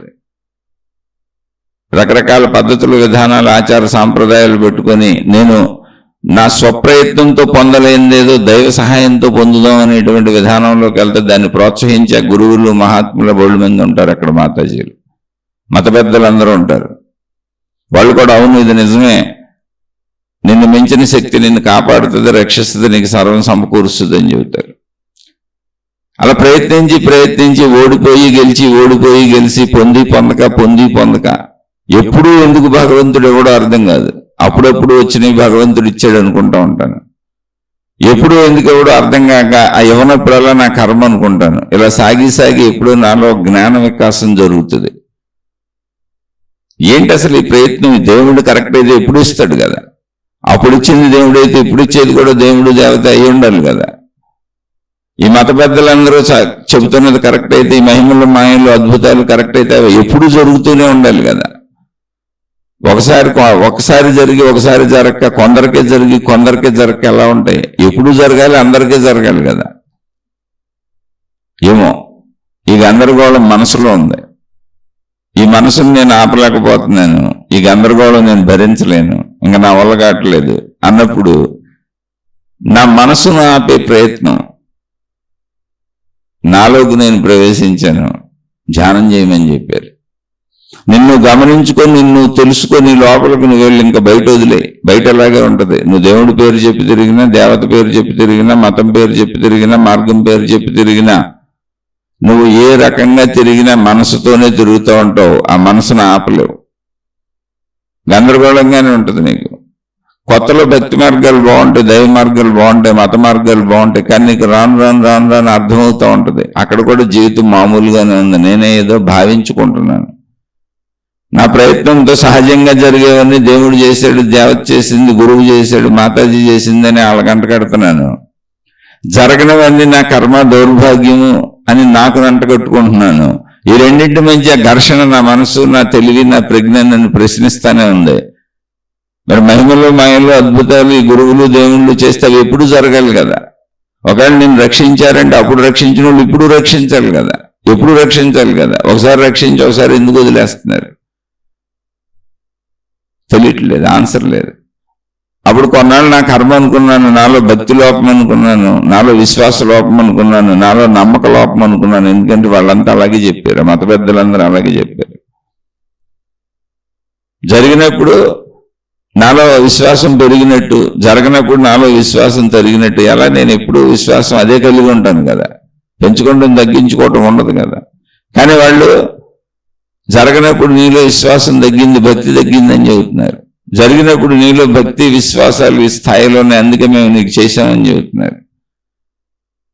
గురువులు మాతాజీలు మేమే చేశామని చెబుతున్నారు, మన దేవుడే చేశాడని చెబుతున్నారు, మేమే సాక్ష్యం అని చెబుతున్నారు. మరి నిత్యం ఎందుకు జరగట్లేదు తెలియట్లేదు. అందరికీ ఎందుకు జరగవు అసలు తెలియట్లేదు. కొందరికి ఎందుకు జరుగుతాయో, అది కూడా కొన్నిసార్లు ఎందుకు జరుగుతాయో. ఈ విచక్షణ ఇంకా బుర్ర బద్దలు కొట్టుకోలేక నేను మనసును ఆపుకుందామని ధ్యానంలోకి వచ్చాను. ఎందుకంటే దానికి ఆన్సర్ ఎప్పుడు లేదు. అటువంటి గురువులు, మాతాజీలు అన్ని మతాల్లోనూ తయారయ్యారు. వేల లక్షల మంది ఆళ్లే ఉన్నారు. సమాధానం లేని ప్రశ్నలు ఎన్నో మిగిలిపోతున్నాయి అక్కడ. సమాధానం లేని ప్రతి చోట నీకు నమ్మకం లేదు, విశ్వాసం లేదు, భక్తి లేదని చెబుతున్నారు అంతే. నువ్వు సంపూర్ణతతో మాతో ఉండట్లేదు. కానీ నేను జరిగినప్పుడు సంపూర్ణతతోనే ఉన్నాను కదా. అప్పుడున్న సంపూర్ణ భక్తి, అప్పుడున్న సంపూర్ణ నమ్మకం, అప్పుడున్న సంపూర్ణ విశ్వాసం ఎలా పోతాయి? జరిగినప్పుడు ఉన్నాయి కదా. జరిగినప్పుడు అదే చెబుతున్నారు కదా. ఆ మహిమల మాయలు అద్భుతాలు మేమే చేసాం, నీ భక్తికి మెచ్చి, నీ విశ్వాసానికి మెచ్చి, నీ సేవలకు మెచ్చి అని చెబుతున్నారు కదా. జరగనప్పుడు మరి పోయినాయని అలా చెబుతున్నారు. పోలా నాలో అవన్నీ ఉన్నాయి, నా అంతరంగంలో నాకు తెలుసు. మీరు అలా చెబుతున్నారు, నన్ను నమ్మించే ప్రయత్నం చేస్తున్నారు. కాబట్టి నాకు అది వద్దు. ఆ గందరగోళం నేను ఇంకా పడలేను, నా వల్ల కాదు. మీరు ఏదో చేస్తారని మీ వెనక తిరుగుతూ అలసిపోతున్నాను. వద్దు, ఇంకా నాకు వద్దు. అందుకని ధ్యానంలోకి వచ్చాను. నా మనసును కంట్రోల్ చేసుకోవాలని ప్రయత్నించాను. దానికి సంబంధించిన దారి దొరుకుద్ది. అన్ని దారులు ఉన్నాయి ఇక్కడ. ఇప్పుడు అంతా నాలోనే ఉంది, అసలు దుఃఖం నాలోనే ఉంది. ఎవరినో నమ్మటం, ఎవరి దగ్గరికి వెళ్ళటం, ఎవరో ఏదో చేస్తారనుకోవటం, ఇదంతా నేను చేసిన ప్రయత్నమే కదా. ఆ ప్రయత్నంలో అలసిపోయాను, సొలిసిపోయాను. ఎందుకంటే ఎప్పుడు కంటిన్యూటీగా జరగట్లేదు. జరిగినప్పుడు వాళ్ళ అకౌంట్లు వేస్తున్నాను, జరగకపోతే నా అకౌంట్లు వేస్తున్నాను. మధ్యలో నా ప్రజ్ఞ నన్ను ప్రశ్నిస్తూనే ఉంది. ఆ ప్రజ్ఞను నిద్రపుచ్చేస్తున్నాను. ఇక అది బాగా మేలుకొంది ఎక్కువ కాలం గడిచేటప్పటికి. ఎన్నాళ్ళు నన్ను ముసుగేసి నిద్రపుచ్చేస్తావు ఆలోచించోసారి. ఇదంతా కాదు, ఈ గొడవంతా మనకు వద్దు. అసలు ఎందుకు, నా మనసును నేను కంట్రోల్ చేసుకుంటూ అయిపోద్ది కదా అని ధ్యానంలోకి వచ్చాను. ఆ ప్రయత్నంలో ఉన్నాను. ధ్యానం చేసి చేసి చేసి చేసి శరీర భావాలు ఎగిరిపోయినాయి. ఎక్కడో ఒక క్షణం ఈ శరీరం అన్న భావన లేదు. మనోభావాలు ఎగిరిపోయిన ఒక నిశ్చలత్వం వచ్చింది. అది చేయగా చేయగా చేయగా నాకు తెలియకుండానే నాలో ఏదో ఒక నిశ్చలత్వం, ఒక ప్రశాంతత కాసేపు ఆగిపోయినట్టు అనిపించింది, స్తంభించిపోయినట్టు అనిపించింది. అసలు ఏ ఎరుక లేదు, నా ఎరుక లేదు, సృష్టి ఎరుక లేదు, మనసులో అసలు ఏ ఎరుక లేదు. కానీ అక్కడ ఏ ఎరుక లేని ఎరుక ఉంది, ఒక నిశ్చలత్వం ఉంది, ప్రశాంతత ఉంది, అది సంతోషంగా ఉంది, ఆనందంగా ఉంది, హాయిగా ఉంది. అరే ఇదైతే బాగుంది, మళ్ళీ చెదిరిపోయింది. అది బాగుందని గుర్తించే లోపల చెదిరిపోయింది. మళ్ళీ నేను అప్పుడు అర్థమైంది, లేదు ఇలా చేస్తూనే ఉండాలి. అలా ధ్యానం చేస్తూనే చేస్తూనే చేస్తూనే సాగితే ఆ స్థితి వస్తుంది పోతుంది, వస్తుంది పోతుంది. కానీ వచ్చిపోతున్న ప్రతిసారి ఆ స్థితి ఉంటున్న కాల పరిమితి పెరుగుతుంది, ఎక్కువసేపు ఉంటుంది. అలా దాన్ని బాగా అనుభూతి చెందాను. ఇప్పుడు శరీర భావాలు పోయినాయి, మనోభావాలు పోయినాయి, ఉరికినే పైపైన ఉన్నాయి. శరీర అవసరాలకి కాలకృత్యాలు తీర్చుకుంటాను. ఏదో స్నానం చేయాలి, అది చేస్తాను. ఏదో తినాలి, ఆకలేస్తుంది, దొరికిన పండో ఫలమో తినేస్తాను. కానీ సంతోషంగా ఉంది, సంతోషం పోలా. దేన్ని చూసినా సంతోషంగానే ఉంది. అన్ని నాలాగానే ఉన్నాయి. ఆ చెట్టు నాలాగానే జీవిస్తుంది, ఆ పక్షి నాలాగానే జీవిస్తుంది, సమస్త ప్రకృతి నాలాగానే జీవిస్తుంది. దానికి నాకేం పెద్ద భిన్నత లేదు, అంత సంతోషంగానే ఉంది. ఇదే జీవన్ముక్త స్థితి. ఈ స్థితిని పొందడానికి అందరం ప్రయత్నిస్తూ ఉంటాం. ఈ స్థితిని పొందమనే ఆధ్యాత్మికత చెబుతుంది. ఈ స్థితిని పొందటానికే దైవీ మార్గాలు వచ్చినాయి, సాధనా మార్గాలు వచ్చినాయి, అనేక రకాల విధానాలు వచ్చినాయి. అయితే ఏ విధానం ఎక్కడి నుంచి మొదలవుతుంది అన్నది శరీరంతోనే అన్ని మొదలవుతాయి. శరీరంతో చేసే కర్మకాండలన్నీ ముందు స్టార్టింగ్. అందుకే ప్రతి వ్యక్తి ముందు శిష్యుడు భక్తుడుగా ఉంటాడు, ప్రతి వ్యక్తి ముందు సేవకుడుగా ఉంటాడు. శరీరపరంగా మన అందరం సేవకులమే. దాన్ని అసలు మన శరీరాన్ని మనం పోషించుకుంటున్నాం, దానికే సేవ చేసుకుంటున్నాం. దాంతోనే దానికి ఆకలి ఉంది, దానికి శుచి శుభ్రతలు కావాలి, విసర్జన ప్రక్రియలు ఉన్నాయి, విసర్జించాలి, శుభ్రపరచాలి. దానికి అదే సేవ చేసుకుంటుంది. శరీరం సేవకుడు, శరీరం శిష్యుడు, శరీరం భక్తుడు. అదంతా కర్మయోగం, అదంతా కర్మతోనే ఉంటుంది, కదులుతూనే ఉంటుంది. అది దానికి అవన్నీ అవసరమే. అక్కడి నుంచి మనసు శరీరాన్ని నడుపుతూ ఉంటుంది. మన మనసే అది. ఈ శరీరాన్ని నడిపే మనసుకి శరీరేంద్రియాలతో అనుభవించి అన్నీ కావాలనిపిస్తూ ఉంటుంది. శరీరపరమైన సాధనలు తయారు చేశారు. ఈ మనసుకు అన్నీ కావాలనిపిస్తూ ఉంటుంది, అది ఆగదు, శరీరాన్ని ఈడ్చుకుపోతూ ఉంటుంది. ఇంద్రియ సుఖాలకు శరీరం అలసిపోయినా కూడా మనసు అలసిపోకుండా ఈడ్చుకుపోదామని ట్రై చేస్తూ ఉంటుంది. అందుకని మనోపరమైన సాధనలు తయారు చేశారు, మనోపరమైన సాధనలు తయారు చేశారు. అయితే ఆ ఈడ్చుకుపోయే మనసుని ఆపటానికి మనోపరమైన సాధనలు తయారు చేశారు. కానీ ఆ ఈడ్చుకుపోతున్న మనసుకు ఇంకోటి అందించారు అంతే. అక్కడ కదలికలే అందించారు, కదిలే మనసుకు కదలికలే అందించారు. ఎందుకంటే అది కదులుతూనే ఉంటుంది కనుక ఎప్పుడు. అక్కడి నుంచి కదిలి కదిలి కదిలి ఇది కదులుతూనే ఉందని విసుగొచ్చింది. అందుకని అది కదలకుండా ఉండే విధానం ఏంటని అక్కడి నుంచి వచ్చిన ధ్యానపరమైన సాధనలు అందించారు. ఈ సేవలు చేయటం, దేవుళ్ళు దేవతలు, అక్కడి నుంచి ధ్యానములు, అవి నువ్వేవైనా చెయ్యి, దాని అంతిమం నువ్వు నీ నిశ్శబ్దంలో, నీ అంతరంగంలో, నీ మౌనంలో స్థిరపడిపోతావు. అది జీవన్ముక్త స్థితి, నీ అంతిమం అది. అందుకని ఇందులో ఏది కరెక్ట్ అని అడగండి. అందరం అన్ని స్థాయిల నుంచి వెళ్తాం. ఇదొక ప్రయాణం. నువ్వు భౌతిక జీవితం కూడా ప్రయాణమే. నువ్వేదో ఆధ్యాత్మికంలో ఇవన్నీ చేస్తేనే ప్రయాణం సాగుతుంది అనుకుంటున్నావు, కానీ కాదు. భౌతిక జీవితం అంతా ఆధ్యాత్మిక ప్రయాణమే. మొత్తం భౌతిక జీవితం ఆధ్యాత్మిక ప్రయాణమే. ప్రకృతి అలా ఏర్పాటు చేసేసింది, నువ్వు తప్పించుకోవడానికి కుదరదు. శరీరపరమైన అన్నీ చేయాల్సిందే. చేస్తుంటే మనసు ఏర్పడిపోతూ ఉంటుంది. ఏర్పడిన మనసు శరీరాన్ని కదిపేస్తూ ఉంటుంది. మనోపరమైన అన్నీ చేయాల్సిందే. మనోపరమైన అన్నీ చేస్తూ, శరీరపరమైన అన్నీ చేస్తూ, మనసుతో అనుసంధానం చేసి శరీరాన్ని నడపలేక అలిసి సొలిసిపోతావు. అది దైవ మార్గమైనా, అది భౌతికమైన, ఏమీ లేదు, క్రియలు అంతే. ఏదైనా అలిసిపోయినాక మనసును ఆపుదాం అనిపిస్తుంది. ఇదంతా మనసులో ఉంది, ఇది ఈడ్చుకుపోతుంది. దేవుడి పేరు చెప్పి ఈడ్చుకుపోతుంది, లేదా ఆశలు కోరికలు పేరు చెప్పి ఈడ్చుకుపోతుంది, ప్రపంచం పేరు చెప్పి ఈడ్చుకుపోతుంది. దీన్ని ఆపాలనుకుంటావు. ఆపే ప్రయత్నంలో నీలోకి నువ్వు వెళ్తావు. అక్కడ ధ్యానం మొదలవుతుంది. అందరికీ మొదలవుతుంది. ధ్యానం అంటే నువ్వు కళ్ళు మూసి కూర్చోటం కాదు. నా మనసుని నేను ఆపుకోలేకపోతున్నాను, ఆపాలని నీకు అనిపించగానే ధ్యానం నీలో మొదలైపోయింది. ధ్యానం అనేది నువ్వు కళ్ళు మూసి కూర్చున్న భంగిమ కాదు. ఆ భావన రాగానే నువ్వు ధ్యాన స్థితిలోకి వచ్చావు. నువ్వు నీకు అర్థమవుతావు. నీలో గుణమార్పుకు ప్రయత్నించుకుంటావు. చెడు గుణాలు అధికంగా ఈడ్చుకెళ్తాయి, మంచి గుణాలు నిన్ను స్థిమితంలో, స్థిరత్వంలో కూర్చోబెడతాయి. అవసరమైనంత కదిలి ఆగిపోతుంటావు. సద్గుణాలు అంతే.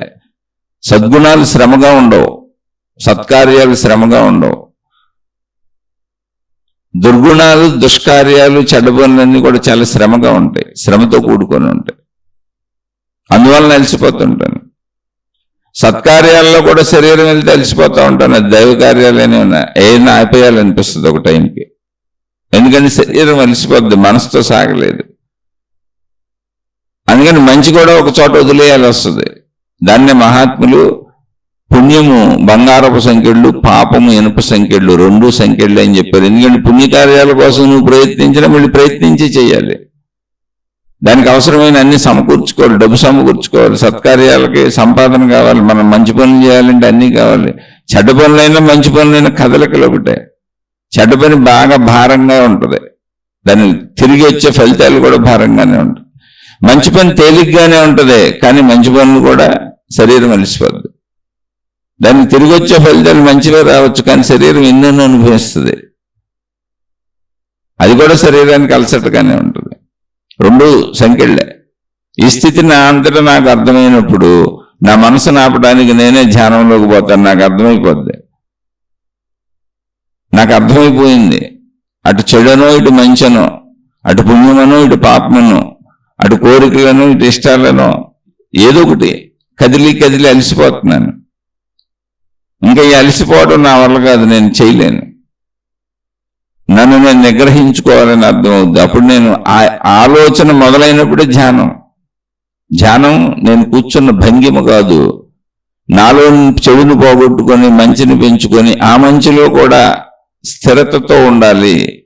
అవసరమైనంత మేరే కదలాలి, ఎంత అవసరమో అంతే కదలాలి. అనవసరపు కదలికలు అనవసరం అనేటువంటి భావన నాలో మొదలైన రోజున అది ధ్యానం అక్కడ స్టార్ట్ అవుతుంది. ధ్యానం నువ్వు ఇప్పుడు ఊరుకునే కూర్చొని చేసేవాళ్ళందరూ ధ్యానులు కాదు. ఎందుకంటే ధ్యానాన్ని నేర్పే అన్నీ ఉన్నాయి, నువ్వు వెళ్ళిపోగానే కూర్చోబెట్టేస్తారు. అది ధ్యానం కాదు. శరీరం మనసుతో శారీరక కోరికలు తీర్చుకోవడం కోసం మనసుతో పరుగులు పెడతాం. ముందు అది శరీరంతో సాగుతుంది, శరీర స్థితిలో ఉన్నాను. తర్వాత మనసు శరీరాన్ని ఈడ్చుకుపోతుంది, మనసు శరీరాన్ని ఈడ్చుకుపోతుంది. అప్పుడు మనోస్థితిలో ఉన్నాను. అని ప్రయత్నాలు చేస్తూనే ఉంటాను, కానీ నాకు అర్థమవుతుంది నా మనసు శరీరాన్ని ఈడ్చుకుపోతుంది, నా వల్ల కావట్లేదని. అయినా ప్రయత్నిద్దామని మనసుకు సహకరించుకుంటాను. నేనే మనసుని, నేనే శరీరాన్ని, నా కోరికలేవని నేను. తర్వాత అర్థమవుద్ది మనసు నన్ను చంపేస్తుంది, మంచి అని చెడుని. అబ్బో ఈ మనసుతో నేను వేగలేని దీన్ని ఆపాలనుకుంటాను. ఎప్పుడు అనుకుంటానో అప్పుడు ధ్యానం మొదలైంది. అది ధ్యాన స్థితి. నా మనసును నేను ఆపాలి, నాలో ఉన్నటువంటి కదలికల వేగాన్ని ఆపాలి. అది ధ్యానస్థితి అక్కడ మొదలవుతుంది. ధ్యానస్థితి మొదలయ్యేటప్పటికి మనలో చెడు ఉండదు, చెడు ఉండకూడదు, చెడు మంచి అయిపోవాలి. చెడు గుణాలన్నీ శరీర స్థితిలో మనోస్థితిలో శారీరక కోరికలు తీర్చుకోవడానికి ఇష్టం వచ్చినట్టు చెడ్డగా ప్రవర్తిస్తాను. ఇష్టం వచ్చినట్టు ప్రవర్తించిన చెడుల ఫలితాలు గమనిస్తాను. అయ్యో లేదు, మంచి పనులతో మంచి ఫలితాలు తెచ్చుకోవాలి, చెడ్డ ఫలితాలు నేను అనుభవించలేను, నాకు చెడు కర్మలు వస్తున్నాయని చెడుని పోగొట్టుకొని మంచిని చేద్దాం అనుకుంటాను, మంచిగా జీవిద్దాం అనుకుంటాను, మంచివాడిని అనిపించుకుందాం అనుకుంటాను, మంచిదాన్ని అనిపించుకుందాం అనుకుంటాను. ఓ గుర్తింపు కోసం పాకులాడుతూ పనులు చేస్తాను. అప్పుడు కూడా అర్థమవుతుంది, అలసిపోతున్నాను. దానికి కూడా ఈ మనో కదలికలు అధికమైపోతున్నాయి, అలసిపోతున్నాను. మనసు విడుచుకుపోతుంది. అది చెడైనా మంచి అయినా మాత్రం ఈ మనసు విడుచుకుపోతుంది. నా మనసే నన్ను ఈడ్చుకుపోతుంది, దాన్ని ఆపకపోతే చాలా కష్టం అని నాకు అర్థమైన రోజున ధ్యానం మొదలవుతుంది. దాన్ని ఆపాలి. అలాగే చెడు ఫలితాలకి చెడు కర్మలు వస్తున్నాయి, నేను ఈ చెడు కర్మలు అనుభవించలేను, నా చెడు కర్మ ఫలితాలు నాకు వస్తున్నాయి, నా కుటుంబ సభ్యులకు వస్తున్నాయి, మొత్తం ఈ దుఃఖాలేంటి, కష్టాలేంటి, బాధలేంటి, నేను ఏదైనా మంచి పనులు చేయాలి, సత్కార్యాలు చేయాలని నేను అనేక మత మార్గాలు దైవ మార్గాల వైపు ఆకర్షింపబడతాను. నాకు తెలిసిన విధానాలలో సన్మార్గాల్లో జీవించడానికి ప్రయత్నిస్తాను. అక్కడ చెడుని పోగొట్టుకుందామని ప్రయత్నిస్తాను, మంచిని నేర్చుకుందామని ప్రయత్నిస్తాను. కానీ చెడు మంచి సాగుతూ అలసిపోతాను. అలసిపోయిన చోట మనసును ఆపాలని ప్రయత్నిస్తాను. అప్పుడు ధ్యానం మొదలవుతుంది. ఆ ధ్యానంలో మనసును ఆపుదామని కూర్చుంటాను, శరీరాన్ని ఆపి కూర్చుంటాను, కానీ మనసు ఆగదు. అలా సాగుతూ ఆ ప్రయత్నంలో ఇప్పుడు నాకు తెలియకుండానే శరీరభావం ఎగిరిపోద్ది, మనోభావం ఎగిరిపోద్ది, నిశ్చల భావం నాలో స్థిరపడుతూ ఉంటుంది. అది వచ్చిపోతూ ఉంటుంది. అది వచ్చిపోవటం అనే అనుభూతి ఎప్పుడు కలిగిందో ఇక ధ్యానం మీద నాకు ఆసక్తి పెరిగిపోద్ది. అది వచ్చే వరకు మాత్రం ధ్యానం బలవంతంగా చేస్తూ ఉంటాను. నా మనసు ఆగట్లేదు, ధ్యానం నాకు కుదరట్లేదు, ఆలోచనలు ఆగట్లేదు, నాకు పిచ్చెక్కిపోతుంది అనిపిస్తూ ఉంటుంది. అవే చెబుతూ ఉంటాను అందరికీ. కనపడిన గురువులను అడుగుతూ ఉంటాను, మనసును ఎలా ఆపాలి, ధ్యానం ఎలా చేయాలి నాకు చెప్పండి అని. ఎందుకంటే ఆలోచనలు ఆగట్లేదు. వాళ్ళు దానికి కొత్త ఆలోచనలు అందిస్తున్నారు, కొత్త తిప్పుడు తిప్పుతున్నారు తప్ప మనసునైతే ఆపట్లేదు. మనసుకు కొత్తవి అందిస్తున్నారు. సాధనా మార్గాలన్నీ అంతే, మనసుకు కొత్తవి అందించడం కాదు. ఏ సాధన చేయకపోవటం కదా మనసు ఆగటం. తర్వాత అర్థమైంది, వీళ్ళందరినీ అడిగి వేస్ట్, వీళ్ళు కొత్త మళ్ళీ నాకు అంటిస్తున్నారు, మనసును కదిపేవే చెబుతున్నారు. ఇలా కదపకుండా అలా కదపమని చెబుతున్నారు, అంతే, తేడా ఏం లేదు. కాదు, ఇక్కడ కదపటం ఆగాలి. అలా చేస్తూ చేస్తూ నాకు తెలియకుండా అదే ఆగిపోయింది, అభ్యాసం మీద అదే ఆగిపోయింది. అప్పుడు అర్థమైంది, ఓహో అదే ఆగిపోద్ది దాని అంతటది. నేను శరీరాన్ని కదపకుండా కూర్చుంటే అది ఎన్ని ఆలోచనలు చేసి చేసి కొంతకాలానికి అదే ఆగిపోద్ది. నేను తీవ్ర ప్రయత్నం, గట్టి ప్రయత్నం కూడా చేయక్కర్లేదు, దాని అంతటా ఆగుతుంది. అది జస్ట్ అలా కూర్చుంటూ ఉంటే చాలు, రోజు జస్ట్ దాన్ని గమనించుకుంటూ ఉంటే చాలు, దాంతో విరోధం పెట్టుకోకుండా ఉంటే చాలు. అలా ఆగిపోయినప్పుడు అయిన అనుభవం ధ్యానం మీద ఆసక్తిని పెంచుతుంది. వచ్చిపోతూ వచ్చిపోతూ వచ్చిపోతూ ఉండి ఒక రోజుకి అది వచ్చి ఉండిపోద్ది. ఎంత వచ్చి ఉండిపోద్ది అంటే స్థిరతను పొందేస్తాను, నిర్మలత్వంలో ఉండిపోతాను, నిశ్చలత్వంలో ఉండిపోతాను, ఏకత్వ భావన బాగా అర్థమైపోయింది. నా అనంతత్వంలో, నా ఏకత్వంలో నా మనసు ఉంది, నా శరీరం ఉంది. అవి నన్నేమి ఇప్పుడు ఏం చేయలేవు. నాలో స్థిరత పెరిగిపోయింది. ఇప్పుడు నా మనసు నన్ను ఈడ్చికి వెళ్ళలేదు, అసలు అది నన్నేమి చేయలేదు. అది ఉనికిగా ఉందంతే, శరీరపు గుర్తుగా ఉంది, ప్రపంచ గుర్తుగా ఉంది. ఇది చెట్టు పుట్టానికి గుర్తు చేస్తుంది అంటే, అంతకుమించి దాంతో ఉపయోగం ఏం లేదు. నిర్వీర్యం అయిపోయింది అది. దానికి కూడా తెలిసి ఇప్పుడు బలం లేదు నాకని. అదే జీవన్ముక్త స్థితి. జీవన్ముక్తులకి మనసు ఉంటుంది, శరీరం ఉంటుంది. అది శరీరపరమైన ప్రపంచపరమైన విషయాలను గుర్తుపట్టడానికి ఉంటుంది అంతే, అంతకుమించి అదేమి లేదు. దానికి అసలు ఏ బలం లేదు. అనంత ఆత్మశక్తి ఎరుక, ప్రాణశక్తి ఎరుక కలిగింది. మనసు శరీరం ఎక్కడైతే మనసు ఆగిపోయి ఒక నిశ్చలత్వం కలిగిందో అది ప్రాణశక్తి ఎరుక. తక్కువ నా ప్రాణశక్తి ఎరుక నాకే వచ్చేసింది, శరీర భావం పోయింది, మనోభావం పోయింది. ఆ ప్రాణశక్తి ఎరుకలో ఏమి లేవు, రంగులు, రుచులు, వాసనలు, శబ్దాలు, మోతలు, ప్రపంచం ఏమీ లేదు. ఉన్నానన్న స్థితి ఉందంతే. సజీవత్వం ఒకటేదో ఉందంతే.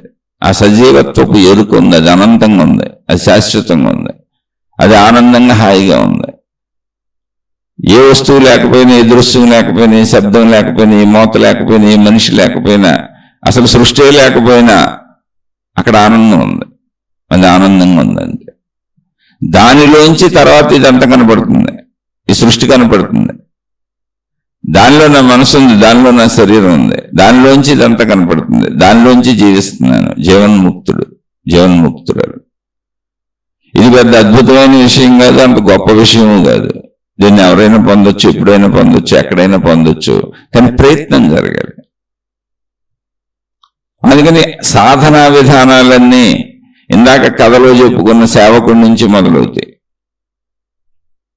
సేవకుడు అంటావా, శిష్యుడు అంటావా, భక్తుడు అంటావా, నీ ఇష్టం. నువ్వు అక్కడి నుంచి గురువు అవుతావా, ధ్యాని అవుతావా, జ్ఞాని అవుతావా, నీ ఇష్టం. కానీ ప్రక్రియ ఎలా సాగుతూ ఉంటుంది. అందుకని అనేక రకాల సాధనా మార్గాలు ఉన్నాయి. ఇందులో దేనిని తప్పు పెట్టే పని లేదు, దేన్ని విమర్శించే పని లేదు.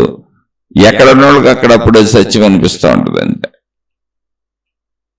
కానీ నువ్వు పొందవలసింది మాత్రం నీ అంతరంగంలోనే ఉంది. నువ్వు పొందవలసింది నిన్నే,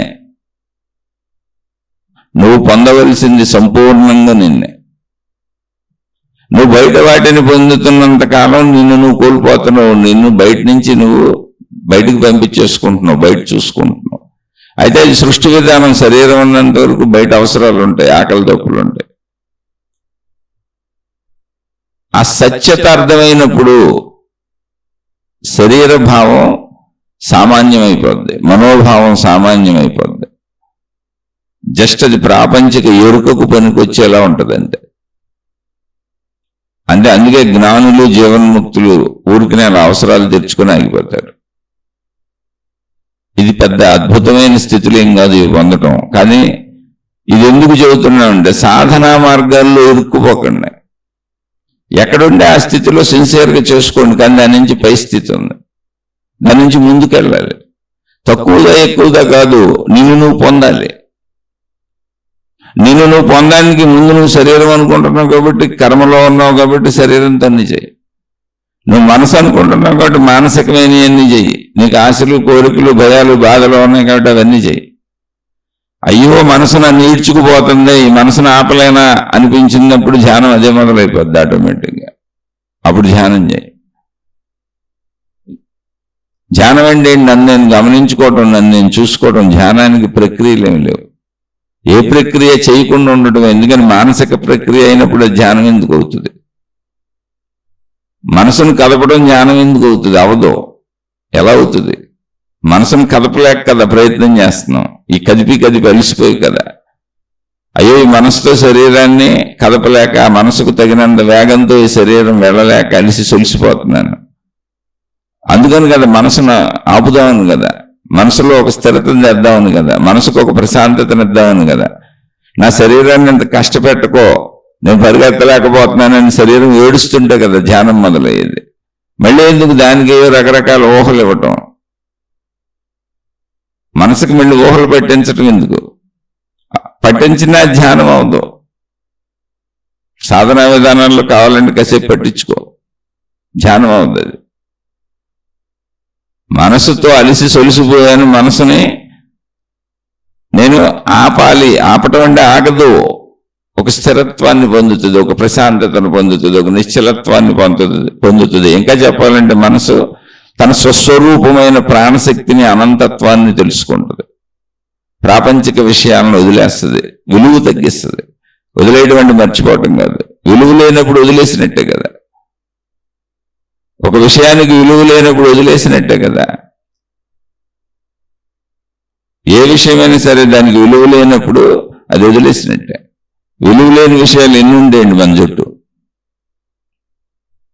అలా విలువ తగ్గిపోద్ది. తన సంపూర్ణత్వాన్ని అది తెలుసుకుంటుంది. అదే ప్రాణశక్తి, అదే ఆత్మశక్తి, అదే జీవన్ముక్త స్థితి. అది నేనే. నన్ను నేను పొందటం కోసం ఈ జీవితం. నువ్వు దైవ మార్గాల్లోకి వెళ్ళకపోయినా నిన్ను పొందుతావు. ఎందుకంటే భౌతిక శరీర నిర్మాణమే అలా ఉంది. ఎందుకంటే బ్రతికి శరీరంతో విసిగిపోతావు, బతికి మనసుతో విసిగిపోతావు, బతికి అలా విసిగిపోవటమే నీ అనుభవాలన్నీ. మీరు ఎవరైనా వృద్ధుల్ని అడిగి చూడండి, విసిగిపోయి ఉంటారు. మీరు చాలా మంది యవ్వనంలోనే విసిగిపోయి ఉంటారు. అలా విసుగొస్తూ ఉంటుంది మనిషికి. బతికి విసుగొస్తూ ఉంటుంది. ఆ విసుగు నుంచి తప్పించుకోవడానికి కోరికలు ఎమ్మట పడుతూ ఉంటారు. అలా పడి ఎంత పడినా ఇది మనకు పోదో అని జీవితం మీద విసుగొస్తూ ఉంటుంది, శరీరం మీద విసుగొస్తూ ఉంటుంది, మనసు మీద విసుగొస్తూ ఉంటుంది, చికాకు కలుగుతూ ఉంటుంది. అయితే ఈ చికాకులు విసుగులు పోగొట్టుకోవడానికి నాకు ఇంకా వస్తువులు దొరక్క, ధనం దొరక్క, కోరికలు తీరక అలా ఉందేమో అనిపిస్తుంది నీకు. ఆటెనక పడతావు, సంతృప్తి వస్తుంది, తృప్తిని పొందుతాను. అలా పడి జీవించి ఎప్పటికీ తృప్తి రాక, విసుగుపోక, చికాకు పోక నీకే అర్థమవుతుంది ఇది కాదు విధానం అని. నువ్వు భౌతికంలో వెళ్ళినా ఆధ్యాత్మికంలోకి వస్తావు. ఆధ్యాత్మికం అంటే ఏం లేదు, నీ అంతరంగం. భౌతిక జీవిత ఏర్పాటు అలాగా ఉంది. కాకపోతే ఆ సత్యం తెలిసిన మహాత్ములు ఆధ్యాత్మికత పేరుతో, దైవ విధానాల పేరుతో నీకు ఇంకా సులువుగా మార్గాలు ఏర్పాటు చేసి పెట్టారంతే. సాధనా విధానాలు ఏర్పాటు చేసి పెట్టారంటే అక్కడ ఏర్పడిన మతాలు, మార్గాలు, విధానాలు వాటిలో ఇరుక్కుపోక. అవి మెట్లు, అవి నువ్వు ఎక్కటానికి మెట్లు అంతే. విజ్ఞతతో మెట్లెక్కి వెళ్ళిపో, నీ సంపూర్ణతకు నీ ప్రయాణం సాగిపోద్ది. దానికోసం ఈ శీర్షికలు చెప్పుకుంటున్నాను. అర్థమైన వాళ్ళు ఆచరించుకునే ప్రయత్నం చేయండి. అర్థం కాకపోతే అంటే ఆచరిస్తూ నేను నాలో చెడు గుణాలు పోగొట్టుకొని సద్గుణాలు పెంచుకోవాలి, సన్మార్గంలో జీవించాలి, నన్ను నేను మంచి మనిషిగా తయారు చేసుకోవాలి, అలా జీవన పర్యంతము మంచిలోనే బతకాలి. అసలు చెడులోకి వెళ్ళకూడదు, నాలో చెడు తలంపు అనేది కూడా కలగకూడదు. అలా నన్ను నేను సంస్కరించుకోవాలి అనే భావన నుండి ఆ వైపు మేము సాగుతాము అనుకున్న వాళ్ళు, ఎందుకంటే అంత సంస్కరించుకోకపోతే అసలు నీ స్వస్వరూపం నీ అర్థం కాదు, నీ ఆత్మశక్తి నీకు అర్థం కాదు. సంపూర్ణ మంచి నుంచే మోక్షానికి దారి ఉంటుంది. అందుకని చెబుతున్నాను పదే పదే, అర్థమయ్యి సాగుతున్న వాళ్ళు సాగిపోండి. అర్థమయ్యి అలా సాగుతూ నన్ను సంస్కరించుకోవాలన్న భావన ఉన్న వాళ్ళకి ఏమైనా సందేహాలు వస్తే అడిగే ప్రయత్నం చేయండి. ఇప్పుడు మనం చెప్పుకున్న దాంట్లో కానీ మీకు మామూలుగా ఉండే సందేహాలు ఏమన్నా అడగచ్చు. ఎందుకంటే మనం చర్చించుకుంటున్నాం, విశ్లేషించుకుంటున్నాం, ఈ చదువుకుంటున్నాం. జస్ట్ ఇది ఒక క్లాస్ లాగా అంతే, ఓ పాఠ్య పుస్తకాన్ని చదువుకుంటున్నాం అంతే, ఆత్మజ్ఞాన గ్రంథాన్ని చదువుకుంటున్నాం. అది మనమే, మన స్వీయ వ్యక్తిత్వాన్ని చదువుకుంటున్నాం, మన శరీర మనోబుద్ధులను చదువుకుంటున్నాం, మన ప్రాణశక్తిని చదువుకుంటున్నాం, మన వ్యక్తిగత చదువు ఇది. అందుకని సందేహాలు వస్తే అడగండి, తెలిస్తే చెప్పుకునే ప్రయత్నం చేసుకుందాం, విశ్లేషించుకునే ప్రయత్నం చేసుకుందాం. నచ్చలేదు, అసలు విషయం మాకు బాగుంది అనిపించట్లేదు, సరిగ్గా చెబుతున్నారు అనిపించట్లేదు అని మీకు అనిపిస్తే దయచేసి వినకండి. మీ మార్గం ఇది కాదు. మీకు నచ్చిన మార్గాల్లో సాగిపోండి, అనేకం ఉన్నాయి. ఏ మార్గమైనా కరెక్టే, ఏ మార్గమైనా అక్కడికే తీసుకెళ్తుంది. ఎందుకంటే భూమి మీద పుట్టిన మానవుడిగా పుట్టిన ప్రతి మనిషి మోక్షానికి వెళ్ళాల్సిందే. ఇంకో దారి లేదు, రూట్ లేదు, అంతిమ రూట్ అదే. అన్ని దారులు అక్కడికే చేరతాయి. ఎన్ని దారుల్లో నువ్వు వెళ్ళినా అక్కడికే చేరతాయి. అసలు సృష్టికి ఇంకో దారి లేదు. సృష్టి అంతా ఆల్రెడీ శక్తిలోనే ఉంది. శక్తి వల్లనే సృష్టి ఏర్పడుతుంది. ఆ శక్తి మోక్షం, ఆత్మశక్తి, అదే ఆత్మసాక్షాత్కారం. అసలు సృష్టిలోనే దారి లేదు. నువ్వు ఎటు వెళ్ళినా అక్కడికి వెళ్తావు, ఎలా వెళ్ళినా అక్కడికి వెళ్తావు. కాబట్టి ఎవరో ఇందులో తప్పుదో వెళ్తున్న వాళ్ళు ఎవరు లేరు. ఎవరి మార్గంలో వాళ్ళు ప్రయాణించవచ్చు. కాబట్టి ఎవరికి నచ్చిన మార్గంలో వాళ్ళు వెళ్ళండి. ఇది అర్థమయ్యి ఆచరిస్తున్న వాళ్ళు సందేహాలు ఉంటే అడిగే ప్రయత్నం చేయండి. శుభమస్తు. మీకు మీ కుటుంబ సభ్యులకు మేలు చేకూరుగాక. మరొక కొత్త శీర్షికతో కలుసుకుందాం.